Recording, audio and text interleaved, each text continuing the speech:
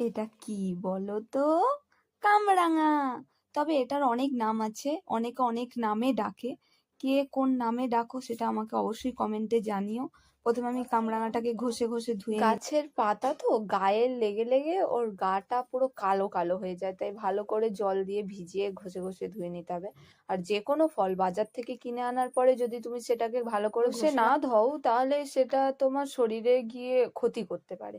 তাই চেষ্টা করবে প্রত্যেকটা ফল কেন প্রত্যেকটা জিনিস বাজার থেকে আনার পরে সেটাকে ফ্রেশ করে নেওয়ার।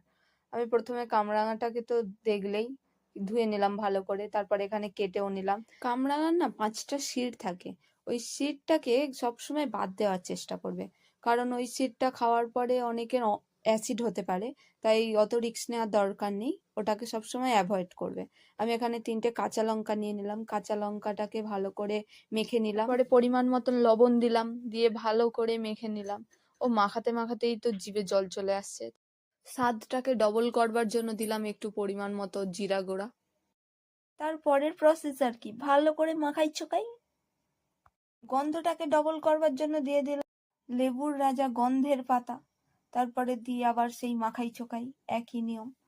তারপরে তো সুন্দর করে সাজিয়ে নিলাম ডেকোরেশনের জন্য, ওপরে 2টো থারকুল পাতা দিয়ে, মানে অর্থাৎ থানকুনি পাতা।